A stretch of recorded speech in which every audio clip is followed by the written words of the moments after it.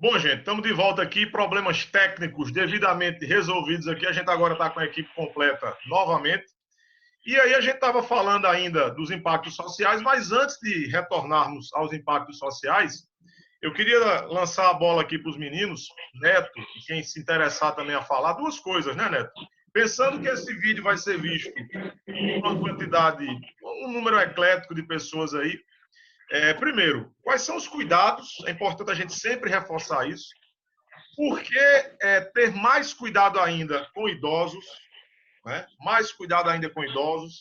A gente via hoje de manhã na internet que aqui na nossa cidade, aqui em Campina, os idosos ainda estão indo à Praça da Bandeira, estão indo ao calçadão, ou seja, estão expostos. Enfim, eu queria que você falasse um pouquinho sobre isso e por que também, né, tanta fake news. E eu queria que você pudesse pegar alguma outra fake news e, enfim, né, mostrar que a realidade não é bem essa. E aí, quem quiser entrar, fica à vontade. Vai, Neto, a palavra é... Beleza. Para ser breve, é o seguinte: o nosso corpo, quanto mais velho, né, quanto mais tempo, diminui a produção de anticorpos. Isso já é uma primeira informação do porquê dos idosos serem os mais suscetíveis.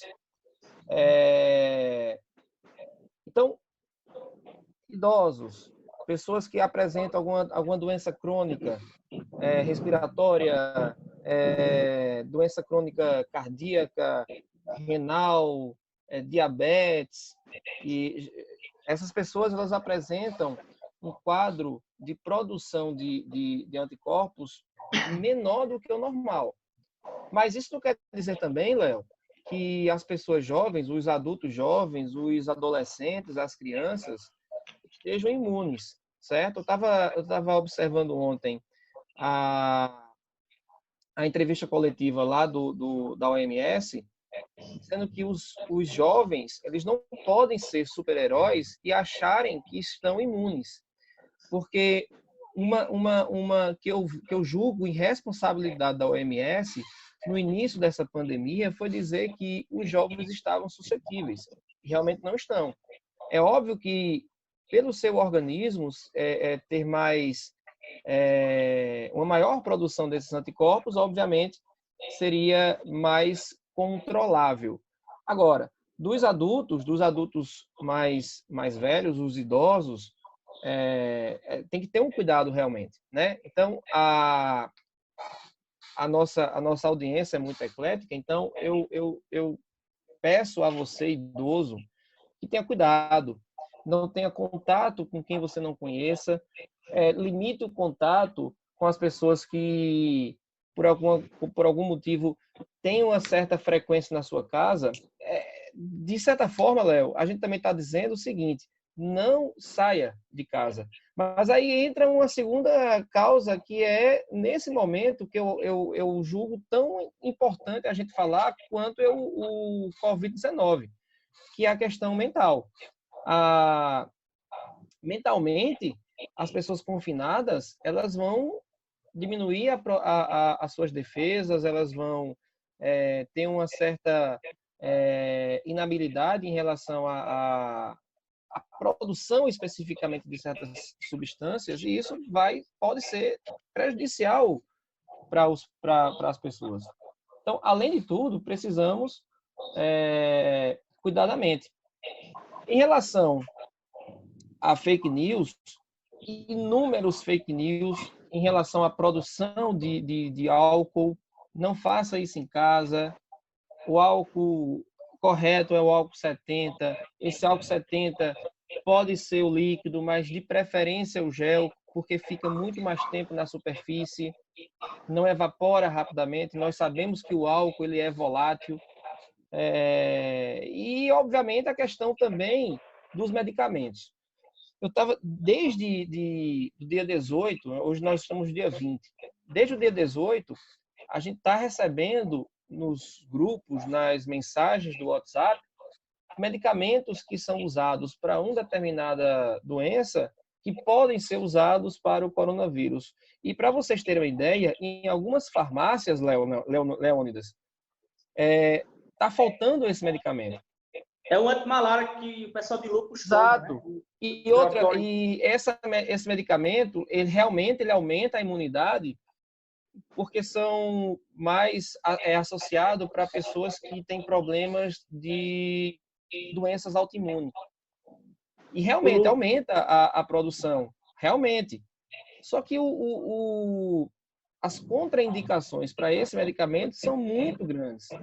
Então, essas fake news, o que está acontecendo? Está fazendo com que a população se automedique. É um absurdo, é uma coisa extraordinária o que está acontecendo após verdade, né? Porque se nós falarmos mentiras, isso vai acabar se tornando uma verdade. É o que está acontecendo hoje, Ceciliano. É o que está acontecendo hoje. Oi, Léo. Pode falar. De certo modo, a única coisa que, de fato, é novo nessa coisa é a rapidez da propagação por conta das redes sociais. Lembrar aqui um exemplo histórico. A peste negra no século XIV na Europa Ocidental. Só para localizar quem está nos acompanhando, o nosso público em geral, a peste negra apareceu a partir de um tipo de pulga, né, onde vivia uma bactéria, Yersinia pestis, você sabe disso, lógico, eu estou só reforçando.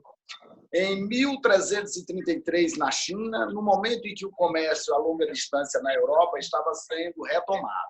Um pouco antes, a Rota da Seda havia se restabelecido, ou o conjunto de rotas que somadas à origem à Rota da Seda. E a doença chega na Europa em 1347, em um período de mais ou menos 5 anos, mata um terço. Há uma discussão se um quinto, um terço ou a metade, mas os números são sempre atualizados para pior. Mas vamos ficar aqui em um terço da população europeia. Como na época a medicina não tinha o desenvolvimento que tem hoje, a ciência não tinha o desenvolvimento que tem hoje, e grande parte da população também acreditava que a Terra era plana, não se sabia a origem exata da doença, que hoje nós sabemos. Então se espalhou, entre aspas, um fake news. A primeira vítima desse fake news foram os judeus, que foram responsabilizados pela doença. Em toda a Europa houve massacre das populações judias. O caso mais grave aconteceu na República Tcheca, na cidade de Praga, onde praticamente toda a população judaica foi morta. Como isso não parou a doença, óbvio, não ia parar, os judeus não eram responsáveis por ela, faz parte da forma que nós, seres humanos, modificamos a natureza, impactamos. Daqui a pouco o professor Márcio pode contribuir aí para reforçar essa visão. A culpa passou para os ciganos. Então, começou uma razia contra os ciganos. Depois, não resolvido, passou para determinadas mulheres que detinham um conhecimento tradicional, uma série de saberes tradicionais, populares, e que tentavam curar a doença. A igreja as pejavam ou as caracterizavam como bruxas e milhares delas foram queimadas. No caso atual do Brasil, é muito grave. Assim, quando eu penso em Campina Grande, eu vejo com mais gravidade ainda, porque Campina Grande é uma cidade universitária. Mas você vai ao centro, estão as pessoas aí comprando o discurso desse governo irresponsável e temerário, e alguns estão chamando de vírus da China, como se os chineses tivessem criado essa doença. E eu sei, o professor Neto está aí para reforçar, que me parece essa doença, salvo engano, é uma das gripes aviárias. Só para ter uma ideia da irresponsabilidade, inclusive partindo do próprio filho do presidente, não sei o número, porque é 0001, eu sei que são zeros, né? Zeros não há dúvida, porque o valor deles é zero, né? E eles espalham isso. Já houve ataques contra os chineses em São Paulo, já houve ataques. Isso propaga um discurso típico de um governo xenófobo, racista, misógino. Então, é muito importante, né, que está tendo o discurso antissinótico, né? Contra chinês agora. Isso, sinofóbico. Como diria a vovó, empreende pelos ouvidos dos Estados Unidos, né? De Trump.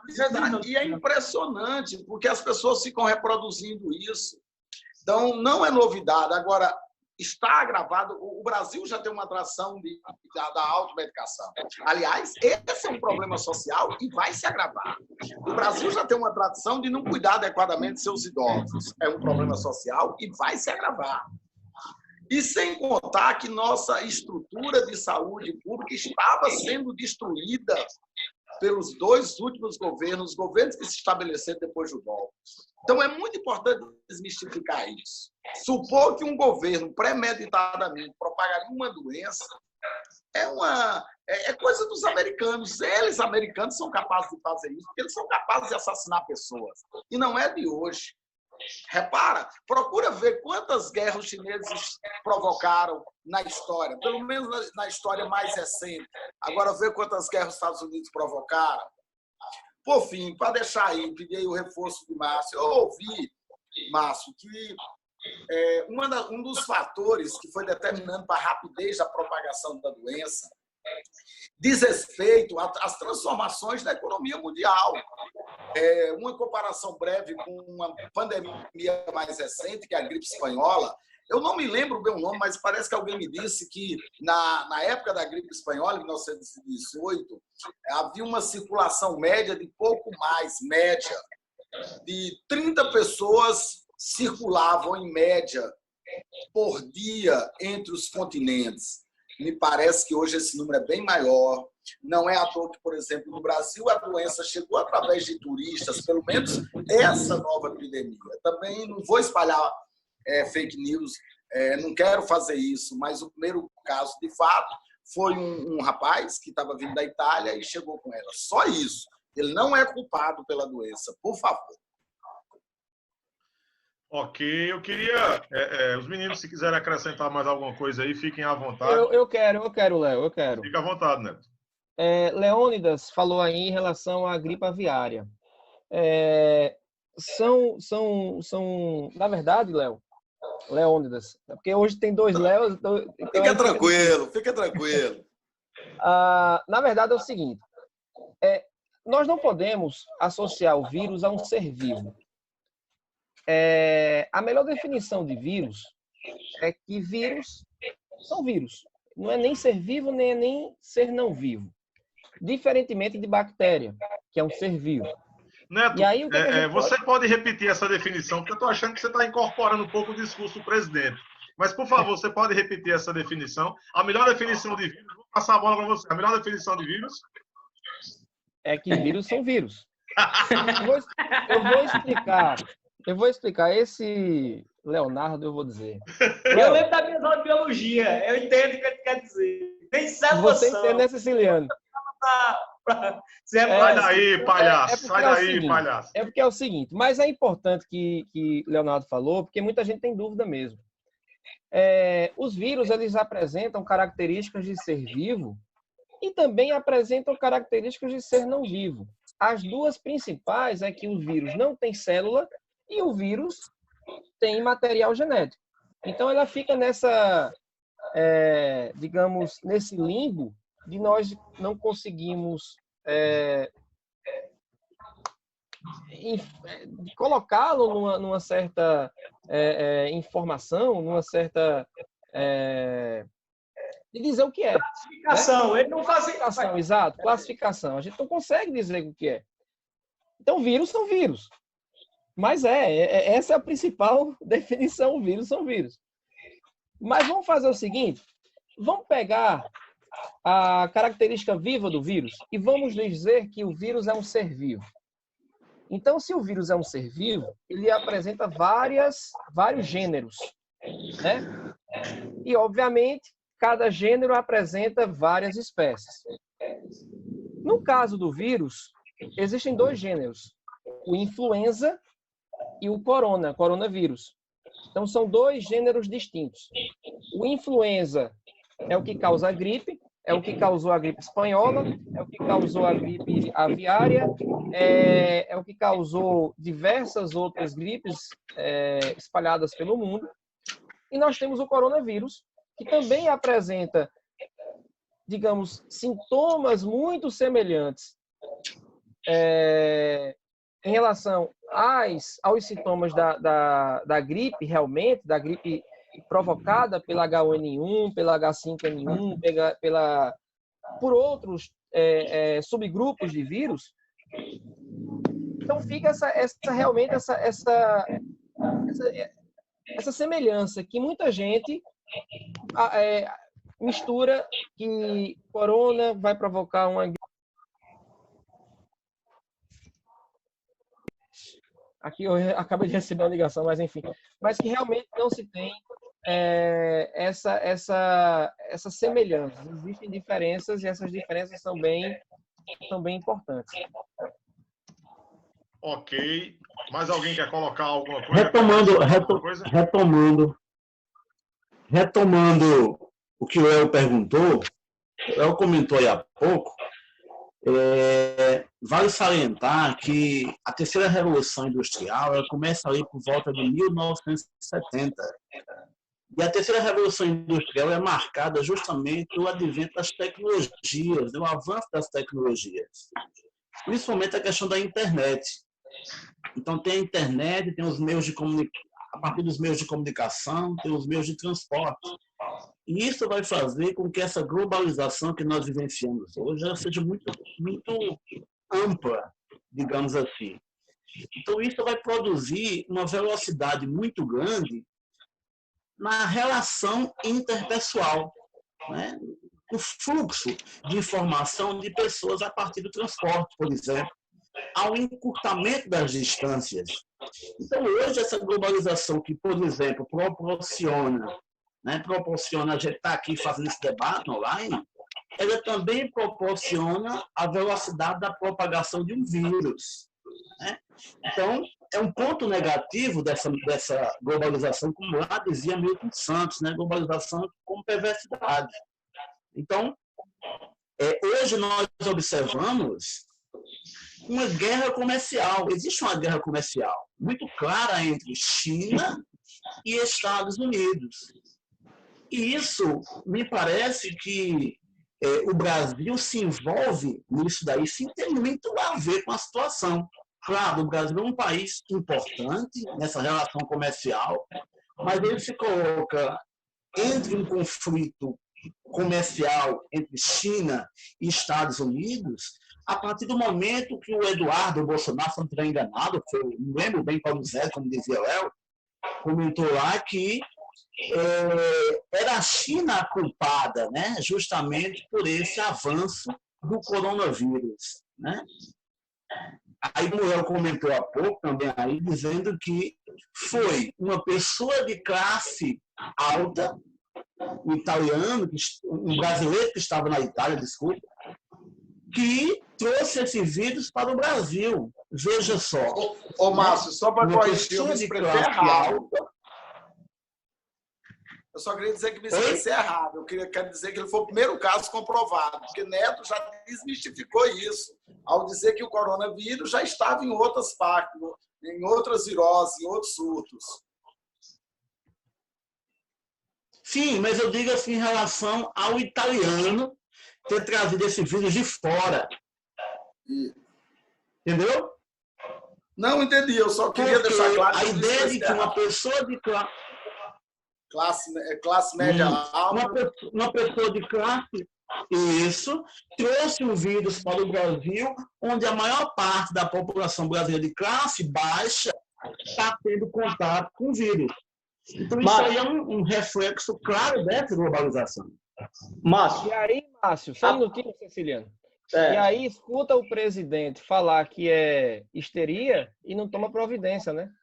Exato, exatamente. Não, e o pior, a gente observar, por exemplo, a primeira morte confirmada foi da doméstica no Rio de Janeiro, de 63 anos, que pegou da patroa, que chegou com o diagnóstico, não disse nada. E a pobrezinha da mulher ia trabalhar, né? A patroa provavelmente foi para o Copadol, foi para algum hospital privado lá do Rio de Janeiro, com toda a assistência devida. E a empregada dela, 63 anos, provavelmente com doenças pré-existentes, tal, tudo, infelizmente, pagou com a vida, né? Então, algumas dinâmicas também dessa coisa, também de falar que uma questão sanitária dessa afeta rico e pobre, né, na mesma proporção, só falácia também. Então, a gente vai começar a entrar em outros elementos dentro dessa pauta. Por exemplo, nós, pelo menos, né, eu, servidor público, vocês, professores de rede privada, também servidores públicos, a gente ainda pode estar em casa, né? Quem é trabalhador informal nesse país, que trabalha de manhã para comer de noite, como é que faz? Né? Quer dizer, que governo, que neoliberalismo é esse? Aí pega no gancho dessa questão da globalização que o Márcio falou, né? Dessa tendência que tinha desde a década de 70 de governos associados a esse discurso neoliberal, agora tudo isso é por terra, porque se não for o Estado, não aqui querendo romantizar ou vangloriar o Estado, mas no sentido da concretude da gravidade, né? Se não for o Estado para nortear, apesar do presidente, né, trabalhando contra, mas se não for os Estados nacionais ao redor do mundo agindo para tentar minimamente mitigar os impactos de uma crise sanitária, Siciliano, como é que as coisas iriam acontecer? Oi? O presidente dos Estados Unidos acabou de dizer que está promovendo estudos para estatizar uma série de empresas americanas para salvá-las da falência e, ao mesmo tempo, impedir a aquisição estrangeira. Eu assisti ao pronunciamento de Macron, que não é lá esses muito longe de ser esquerdista, pelo contrário, de centro-direita. Totalmente se posicionando sobre a questão do papel e da função do Estado num momento como esse. Né? Tudo praticamente perde-se a referência num momento caótico desse. Né? Quando a gente trata em sociologia, não imagina que um ambiente como esse aconteça, né? O caos, né? Mas assim, a proporção é mais ou menos um caos. A gente está preso ao Estado que minimamente regula ainda as coisas, porque se não fosse isso, imagine no período medieval, como a gente está discutindo aí, né? Como era. Imagina a proporção da transmissão. Ceciliano. Oi. O próprio Trump, né? Não sei se vocês acompanharam, ele disse que a crise que os Estados Unidos se encontram, ou possa vir a se encontrar, é correspondente à Segunda Guerra Mundial, ao final da Segunda Guerra Mundial. Então, sim, perceba aí a preocupação do mundo. A ideia é que a crise que vai estar por vir nos próximos meses, né, seja algo maior do que aquela da Segunda Guerra Mundial e também aquela que aconteceu em 2008. Lembra de 2008? A de 2008, mas vai ser fichinha. Vai ser fichinha. Não envolveu um problema de saúde. Deixa eu chamar a atenção para vocês aqui, porque eu deixei meu computador aqui ligado em algumas páginas, né? E aproveitar e recomendar aí a quem nos acompanha. Está aqui o Sputnik, para eu saber notícias do mundo, e o El País.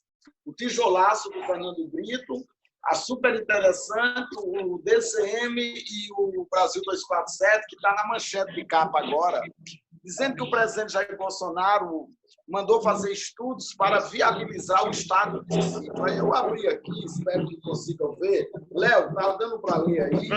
Tranquilo. Isso é um livro de direito constitucional do atual ministro Alexandre Moraes, no livro que eu usei quando estava cursando direito, lá em Parauapebas, no Pará, na UFPA. E fui lá na página 799, onde ele define estado de sítio. Vou fazer questão de ler primeiro, para todos pensarem, e deixar aí a provocação. O estado de sítio corresponde à suspensão temporária e localizada das garantias constitucionais, representando maior gravidade do estado de defesa, e obrigatoriamente o presidente da República deverá solicitar autorização da maioria absoluta dos membros da Câmara dos Deputados e do Senado Federal para decretá-lo. Veja, uma Câmara de Deputados e um Senado Federal que, alguns dias atrás, o presidente da República instava seus seguidores a defender o fechamento. Né? Aí, mais à frente aqui, já na página 801, ele diz que, no estado de sítio, poderão ser restringidas as previsões do artigo 5º, por exemplo, a inviolabilidade do lar, expresso no inciso 11, o sigilo de correspondência de comunicações telegráficas, telefônicas ou seus equivalentes, que está no inciso 12, o direito de reunião, que está no inciso 16, o direito de propriedade, que está no inciso 25, a exigibilidade de prisão somente em flagrante delito ou por ordem de autoridade judicial competente. Ou seja, em tese, de prefeito a presidente, qualquer um poderia dar ordem de prisão. Em tese, por favor. E também o artigo 220, a liberdade de manifestação de pensamento. Aí eu gostaria de lembrar que hoje a XP, que está vivendo aí uma situação meio crítica, divulgou que pela primeira vez o número daqueles que defendem o impeachment do presidente chegou a 45% e que pela primeira vez os que aprovam o governo do presidente ficou abaixo de 30%. Pois exatamente nesse momento, inclusive que uma parte dos ex-eleitores dele estão voltando às panelas, que a gente pensou que eles tivessem comido ou feito outra coisa, eles estão voltando, o presidente está estudando a possibilidade de restringir o direito de manifestação. Lembra ainda que o estado de sítio dá garantias, prevalece, suspende e restringe parte da liberdade de expressão, de difusão, inclusive sobre doenças, porque se ele pensa em declarar o estado de sítio por conta de uma questão de saúde, por exemplo, como vamos saber o número realmente de infectados?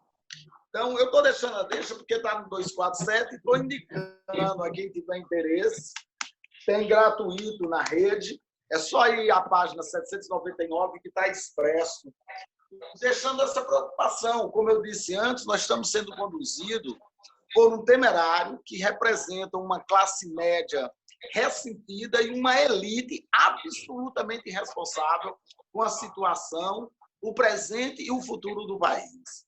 E lembro, para deixar mais uma deixa, especialmente o professor Neto, que trabalha com biologia, está nas redes sociais, em fontes, eu posso citar o El País, eu posso citar o Brasil 247, que na Itália o governo já restringiu o atendimento dos infectados com idade igual ou acima de 80 anos. Ou seja, o governo decidiu descartar as pessoas mais velhas. São os descartáveis da sociedade capitalista. Não trabalham, não consomem, a ideia é deixar morrê-los, né?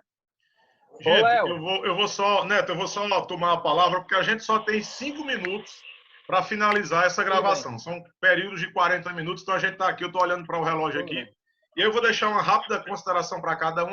Se vocês toparem, a gente faz um breve outro bloco, pode ser? Por mim, pode. Tranquilos? Márcio? Neto? Tranquilo. Siciliano? De boa. E aí, só, tô olhando para vocês aqui, tô olhando para o cronômetro aqui, por conta do tempo aqui, em cima da hora. Se o pessoal que está nos assistindo, como a gente já falou, é bem eclético, né? A gente vai ter alunos que estão aí sem aulas, tá tudo parado, né? E aí, pensando em temáticas de redação e pensando um pouco aí nas possibilidades dessa discussão, o que é que ela pode trazer à tona, né? Só na fala de vocês até agora, eu estava tomando nota aqui, pelo menos 2 temas relacionados à saúde, além das crises do setor de saúde pública no Brasil, que já é um tema de redação absolutamente abrangente, a questão da automedicação, né? Que é outra temática plenamente cabível a partir de tudo isso. Ah, professor, o coronavírus não vai cair no Enem. Não vai. Mas é bom a gente ver o que está em volta. E a questão da automedicação, o Neto falou muito bem aí a respeito disso, né? Está muito bem, dá para você entender um pouco isso aí a respeito. E eu queria que a gente fizesse mais uma pausa, olhando para o tempo aqui, e na volta, eu queria colocar em pauta, as questões diplomáticas, para a gente focar um pouco, quer dizer, até que ponto as besteiras faladas pelo Eduardo Bolsonaro com a China, né? O que é que isso vai impactar? Até que ponto o nosso PIB, né? A retração que a gente vai ter. Então, eu queria falar um pouco também disso. Falar até que ponto também, gente, essa crise toda vai afetar as eleições desse ano. Não nos esqueçamos de que nós teremos eleições municipais.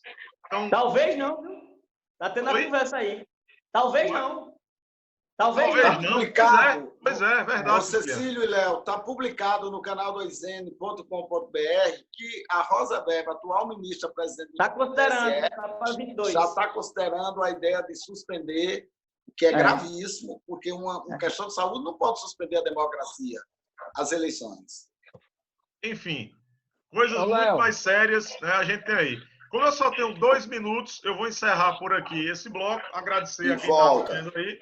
Tá? Se alguém mais quiser colocar alguma coisa, é rapidinho, tá, gente? Eu estou só de olho no tempo aqui. Alguém quer acrescentar alguma coisa? De boa? Na próxima. Então a gente vai encerrando por aqui. Voltamos com a temática mais... E aí eu vou deixar uma pergunta para iniciar o próximo bloco. Opinião, especulação, enfim, intuição. Eu quero ouvir cada um, tá? Vou começar por ordem alfabética aqui. Fica Siciliano, enfim, começando o próximo bloco aí. Sairemos dessa crise melhores ou piores do que entramos dela enquanto seres humanos? Humanos, fica essa provocação. Daqui a pouquinho a gente volta, tá? Com política, com filosofia, com sociologia, com geografia, enfim, com tudo. Beleza? Valeu, galera.